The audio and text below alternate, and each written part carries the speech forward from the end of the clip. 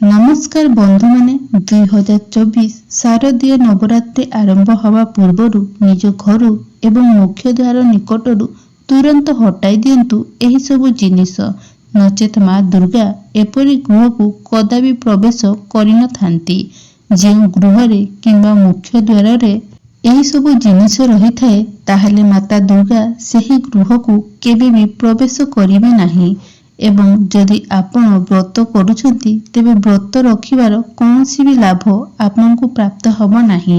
कारण एही वर्ष माँ दुर्गा पालंकी रे बसी आमर धराधाम को अवतरण करिवे।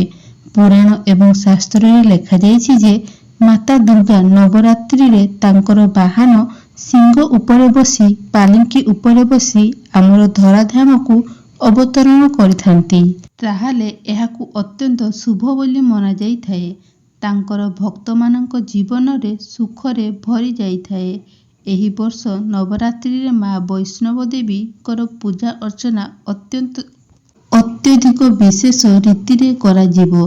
तेबे एही वर्ष आमर जे नवरात्रि पालन करा जिवो ताहा अक्टोबर 3 रे पालन करा जिवो एवं 12 अक्टोबर शनिवार दिन एहार शेष होबो।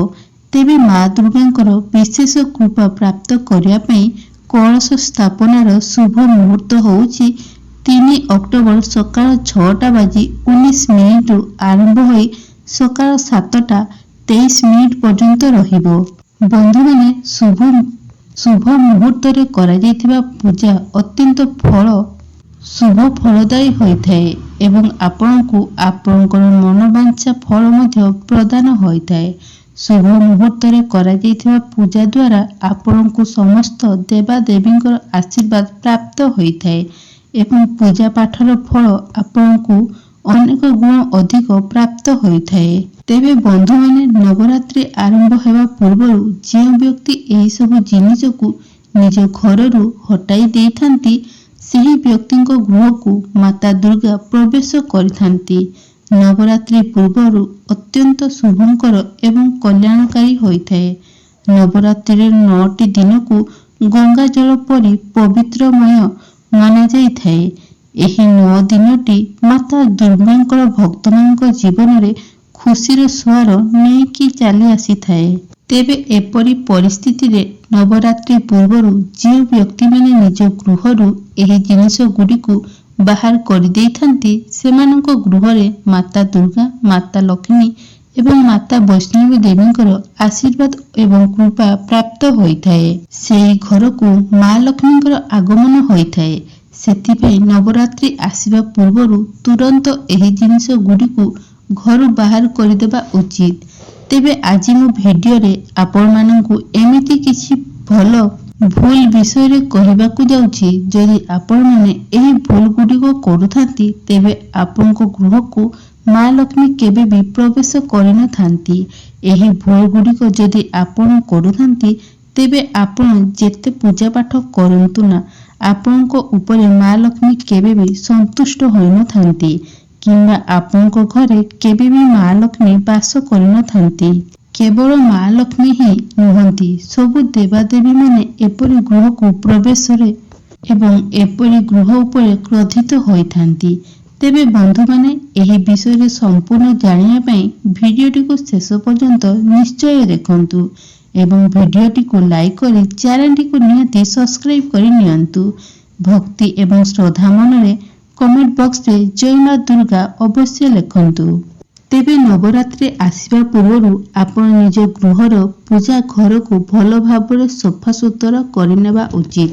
ମନ୍ଦିରରେ କୌଣସି ପୁରୁଣା ମାଳା କିମ୍ବା ଭଙ୍ଗାରୁଜା ଜିନିଷ ଥାଏ ତେବେ ସେହି ଜିନିଷ ଗୁଡ଼ିକୁ ବାହାର କରିଦେବା ଉଚିତ।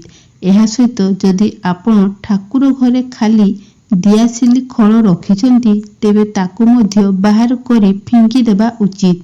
ତେବେ ବନ୍ଧୁମାନେ ଗୃହରେ ଛୋଟ ପିଲାମାନେ କେବେ ବି ନବରାତ୍ରି ପୂଜାର ବ୍ରତ ରଖିବା ଉଚିତ ନୁହେଁ। ଯଦି ଆପଣ ନିଜର ଗୃହରେ ମା ଦୁର୍ଗାଙ୍କର ଫଟୋ ରଖି ପୂଜା କରୁଛନ୍ତି ଏବଂ ସେହି ଫଟୋ ବା ଫଟୋର ଫ୍ରେମଟା କାଚ ବନା ଯାଇଛି ଏବଂ ସେହି କାଚଟି ଭାଙ୍ଗି ଯାଇଛି କିମ୍ବା ଫାଟି ଯାଇଛି ତେବେ ସେହି ଫଟୋକୁ ଆପଣ ତୁରନ୍ତ ବିସର୍ଜନ କରି ଏକ ନୂତନ ଫଟୋ ଆଣିବା ଉଚିତ। କୌଣସି ମୂର୍ତ୍ତି ଯଦି ଟିକିଏ ବି ଖଣ୍ଡିତ ହୋଇଥାଏ କିମ୍ବା କୌଣସି ଫାଟି ଯାଇଥାଏ କିମ୍ବା ଫଟୋରେ କଣା ବା ଦାଗ ଥାଏ, ତେବେ ଏହାକୁ ଠାକୁର ଘରେ ରଖି ପୂଜା କରିବା ଅନୁଚିତ ଅଟେ। ଏପରି କରିବା ଦ୍ୱାରା ଆପଣଙ୍କ ପୂଜା କରିବାର କୌଣସି ଫଳ ପ୍ରାପ୍ତି ହୋଇନଥାଏ। ସେହି ଫଟୋ ଏବଂ ପ୍ରତିମାର ଫଟା ଦାଗ ପରି ଆପଣଙ୍କର ଭକ୍ତି ଏବଂ ଶ୍ରଦ୍ଧାରେ ମଧ୍ୟ ଫାଟ ସୃଷ୍ଟି ହୋଇଥାଏ। ବନ୍ଧୁମାନେ, ଆପଣମାନେ ଜାଣିଛନ୍ତି ଏହି ନବରାତ୍ରିର 9ଟି ଦିନ ଅତ୍ୟନ୍ତ ପବିତ୍ର ହୋଇଥାଏ। ତେଣୁ ଏହି 9ଟି ଦିନରେ ଆପଣ ନିଜର ଗୃହକୁ ପରିଷ୍କାର ପରିଚ୍ଛନ୍ନ ଏବଂ ପବିତ୍ର ରଖିବାକୁ ଚେଷ୍ଟା କରନ୍ତୁ। ଏହି ସମୟରେ ଗୃହକୁ କୌଣସି ଆମିଷ ଦ୍ରବ୍ୟ ଆଣନ୍ତୁ ନାହିଁ କିମ୍ବା ଆମିଷ ଭକ୍ଷଣ କରନ୍ତୁ ନାହିଁ।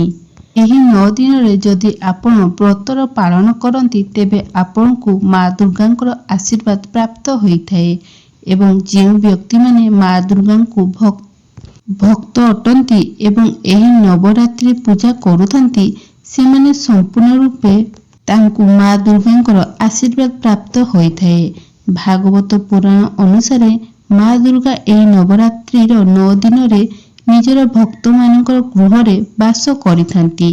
ତେଣୁ ଯଦି ଆପଣ ମାଙ୍କର ଭକ୍ତ ଅଟନ୍ତି ଏବଂ ଆପଣ ମଧ୍ୟ ଚାହୁଁଛନ୍ତି ମାତା ଦୁର୍ଗାଙ୍କର ଏହି 9 ଦିନରେ ଆପଣଙ୍କ ଗୃହରେ ବାସ କରନ୍ତୁ ଏବଂ ଆପଣଙ୍କୁ ଆଶୀର୍ବାଦ ପ୍ରଦାନ କରନ୍ତୁ, ତେବେ ଆପଣ ଯଥାସମ୍ଭବ ନିଜର ଗୃହର ପରିବେଶକୁ ପବିତ୍ର ଏବଂ ଶୁଦ୍ଧ ରଖନ୍ତୁ ଏବଂ ନବରାତ୍ରି ଆରମ୍ଭ ହେବା ପୂର୍ବରୁ ହିଁ ଆପଣ ପିଆଜ, ରସୁଣ ଏବଂ ମଦ୍ୟପାନ ଯେତେ ବି ଆମିଷ ଦ୍ରବ୍ୟ ନିଜ ଗୃହରେ ରଖିଛନ୍ତି, ସେହି ସବୁକୁ ବାହାର କରିଦେବା ଉଚିତ।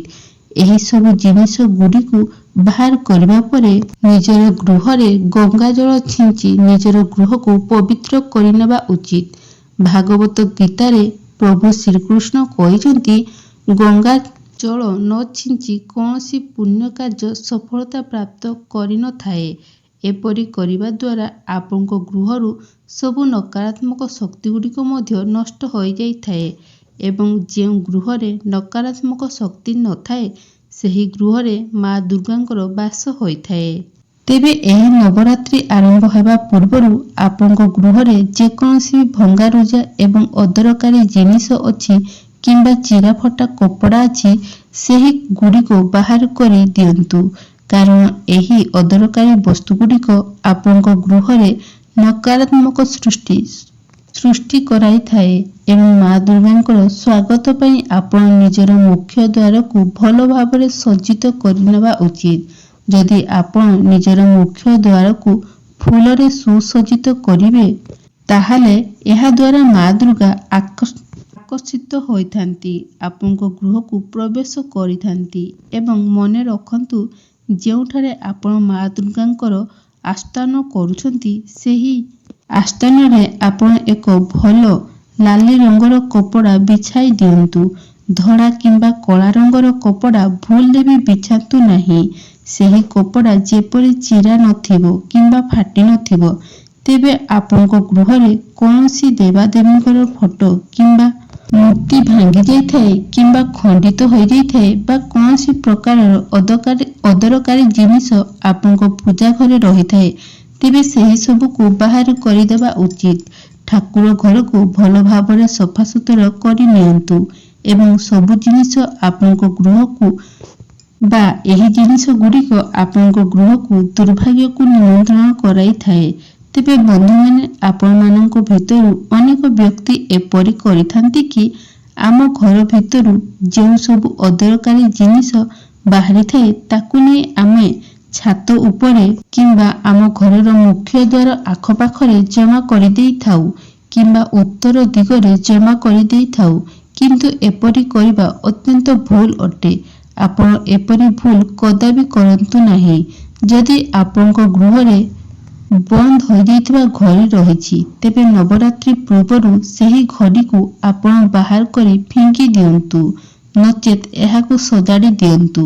ଆପଣମାନେ ଜାଣିଛନ୍ତି ଯେ ଗୃହରେ ଘଡ଼ି ପ୍ରଗତିର ସୂଚନା ଦେଇଥାଏ। ଏହା ଆମର ପ୍ରଗତିର ପ୍ରତୀକ ହୋଇଥାଏ ଏବଂ ବନ୍ଦ ହୋଇଯାଇଥିବା ଘଡ଼ି ଆମର ପ୍ରଗତିରେ ଅଟକାଇବାର ମୁଖ୍ୟ ଭୂମିକା ଗ୍ରହଣ କରିଥାଏ। ତେବେ ବନ୍ଧୁମାନେ, ସବୁଠାରୁ ଗୁରୁତ୍ୱପୂର୍ଣ୍ଣ କଥା ମୁଁ କହିବାକୁ ଯାଉଛି। ତେବେ ପ୍ରଥମେ ଆପଣ ମନେ ରଖିବେ ଯେ ବିବାହିତା ନାରୀମାନେ କଦାପି ଧଳା ରଙ୍ଗର ଶାଢ଼ୀ ପିନ୍ଧି ପୂଜାବ୍ରତ କରିବା ଉଚିତ ନୁହେଁ। ଏହା ସହିତ କଳା ରଙ୍ଗର ଶାଢ଼ୀ ପିନ୍ଧି ମଧ୍ୟ ପୂଜା ଅର୍ଚ୍ଚନା କରିବା ଅନୁଚିତ ଅଟେ। ଏପରି କରିବା ଦ୍ୱାରା ବ୍ରତ ଖଣ୍ଡିତ ହୋଇଥାଏ। ଦ୍ୱିତୀୟରେ, ଆପଣ ଏହି ନବରାତ୍ରିରେ ମାତା ଦୁର୍ଗାଙ୍କର ଆସ୍ଥାନ ଉପରେ ସର୍ବଦା ନାଲି ରଙ୍ଗର କପଡ଼ା ବିଛାଇ ଦେବା ଉଚିତ ଏବଂ ଏହି ରାତ୍ରିର 9 ଦିନରେ ଆପଣ ସେହି ପୂଜା ସ୍ଥଳକୁ କେବେ ବି ଏକା କରି ଛାଡ଼ିଦେବା ଉଚିତ ନୁହେଁ। ଏପରି କରିବା ଦ୍ୱାରା ମା ଦୁର୍ଗା କ୍ରୋଧିତ ହୋଇଥାନ୍ତି ଏବଂ ସେଠାରୁ ପରିତ୍ୟାଗ କରିଦେଇଥାନ୍ତି। ଯେତେବେଳେ ମା ଦୁର୍ଗାଙ୍କ ପାଇଁ ଆପଣ କଳସ ସ୍ଥାପନ କରୁଛନ୍ତି, ସେହି ସମୟରେ ଆପଣ ଯେଉଁ ନଡ଼ିଆ ବ୍ୟବହାର କରୁଛନ୍ତି ତାହା ଯେପରି ପାଣିରେ ପରିପୂର୍ଣ୍ଣ ଥିବ, ସେଥିପାଇଁ ଆପଣମାନେ ନିହାତି ଧ୍ୟାନ ଦେବେ ଏବଂ ତାର ଜଟା ମଧ୍ୟ ଭଲ ଭାବରେ ଥିବ। କେବେ ବି ଶୁଖି ଯାଇଥିବା ନଡ଼ିଆ କିମ୍ବା ଫାଟି ଯାଇଥିବା ନଡ଼ିଆରେ ଆପଣ କଳସ ସ୍ଥାପନ କରନ୍ତୁ ନାହିଁ ଏବଂ ଯେତେବେଳେ ଆପଣ କଳସ ଉପରେ ନଡ଼ିଆକୁ ରଖୁଛନ୍ତି, ସେତେବେଳେ ଧ୍ୟାନ ଦେବେ ଯେ ନଡ଼ିଆଟି କେବେ ବି ସିଧା ଠିଆ କରି ରଖିବେ ନାହିଁ, ନଡ଼ିଆକୁ ଶୁଆଇକି ରଖିବେ। ଏପରି କରିବା ଦ୍ୱାରା ଆପଣଙ୍କର ଶୁଭ ହୋଇଥାଏ। ଆପଣମାନେ ଜାଣିଛନ୍ତି, ସବୁ ପୂଜାରେ ଗୁରୁତ୍ୱପୂର୍ଣ୍ଣ ହେଉଛି କଳସ ସ୍ଥାପନା। ଯଦି ଆପଣ କଳସ ସ୍ଥାପନାକୁ ନିୟମ ସହକାରେ ବା ନିୟମ ଅନୁଯାୟୀ ଠିକ୍ ଭାବରେ କରିଥାନ୍ତି, ତେବେ ଆପଣଙ୍କୁ ପୂଜାର ସମ୍ପୂର୍ଣ୍ଣ ଫଳ ପ୍ରାପ୍ତ ହୋଇଥାଏ। ମନେ ରଖନ୍ତୁ ଯେ ନାରୀମାନେ ମା ଦୁର୍ଗାଙ୍କୁ କିମ୍ବା କୌଣସି ଦେବାଦେବୀଙ୍କୁ ନଡ଼ିଆ ଅର୍ପଣ କରିବେ, ମାତ୍ର କୌଣସି ଦେବାଦେବୀଙ୍କ ସାମ୍ନାରେ ନଡ଼ିଆ ଫଟାଇବା ଉଚିତ ନୁହେଁ, କାରଣ ନଡ଼ିଆ ବୀଜ ରୂପ ହୋଇଥାଏ ଏବଂ ନାରୀମାନେ ବୀଜ ରୂପେ ହିଁ ଶିଶୁକୁ ଜନ୍ମ ଦେଇଥାନ୍ତି। ସେଥିପାଇଁ କେବେ ବି କୌଣସି ନାରୀମାନଙ୍କୁ ନଡ଼ିଆ ଫଟାଇବା ଉଚିତ ନୁହେଁ। ବନ୍ଧୁମାନେ, ଆପଣମାନେ ଜାଣିଛନ୍ତି ଯେ ଏହି ନବରାତ୍ରି ସମୟରେ କନ୍ୟା ପୂଜନ କରାଯାଇଥାଏ। ଆପଣମାନେ ଜାଣିଛନ୍ତି ଯେ ଏହି ପୂଜାରେ ମା ଦୁର୍ଗା ଯେତିକି ସନ୍ତୁଷ୍ଟ ହୋଇନଥାନ୍ତି, କନ୍ୟା ପୂଜନରେ ସେତିକି ତାଠାରୁ ଅଧିକ ସନ୍ତୁଷ୍ଟ ହୋଇଥାନ୍ତି। କନ୍ୟା ରୂପରେ ମା ଦୁର୍ଗା ଆସିଥାନ୍ତି ଏବଂ ଏହି ସମୟରେ ଯଦି ଆପଣମାନେ କନ୍ୟାମାନଙ୍କୁ ସୁସ୍ୱାଦ ଭୋଜନ କରାଇ ଉପହାର ଦେଇଥାନ୍ତି ଏବଂ ସେମାନେ ଆପଣଙ୍କ ଉପରେ ଖୁସି ହୋଇଥାନ୍ତି, ତେବେ ମା ଦୁର୍ଗା ମଧ୍ୟ ଆପଣଙ୍କ ଉପରେ ଖୁସି ହୋଇଥାନ୍ତି ଏବଂ ଆପଣଙ୍କର ସମସ୍ତ ମନସ୍କାମନାକୁ ପୂର୍ଣ୍ଣ କରିଥାନ୍ତି। ତେବେ ଅଷ୍ଟମୀ ଏବଂ ନବମୀ ଦିନରେ ଆପଣ କନ୍ୟାମାନଙ୍କର ପୂଜା କରନ୍ତୁ। ଶାସ୍ତ୍ର ଅନୁସାରେ କନ୍ୟାମାନେ ଆପଣଙ୍କ ଉପରେ ଯେତିକି ପ୍ରସନ୍ନ ହେବେ, ସେତିକି ମା ଦୁର୍ଗା ମଧ୍ୟ ଆପଣଙ୍କ ଉପରେ ସେତିକି ଅଧିକ ପ୍ରସନ୍ନ ହେବେ। ତେବେ ବନ୍ଧୁମାନେ, ଏହା ଥିଲା ନବରାତ୍ରିର 9 ଦିନର କିଛି ବିଶେଷ କଥା। ତେବେ ଆପଣମାନଙ୍କୁ ଯଦି ଏହି ଭିଡ଼ିଓଟି ଭଲ ଲାଗିଥାଏ, ତେବେ ଭିଡ଼ିଓକୁ ଗୋଟେ ଲାଇକ୍ କରି ଚ୍ୟାନେଲଟିକୁ ନିହାତି ସବସ୍କ୍ରାଇବ୍ କରି ନିଅନ୍ତୁ ଏବଂ କମେଣ୍ଟ ବକ୍ସରେ ଭକ୍ତି ଏବଂ ଶ୍ରଦ୍ଧାର ସହିତ ଜୟ ମା ଦୁର୍ଗା ଅବଶ୍ୟ ଲେଖନ୍ତୁ। ମା ଦୁର୍ଗା ଆପଣଙ୍କର ସମସ୍ତ ମନସ୍କାମନାକୁ ନିହାତି ପୂରଣ କରନ୍ତୁ।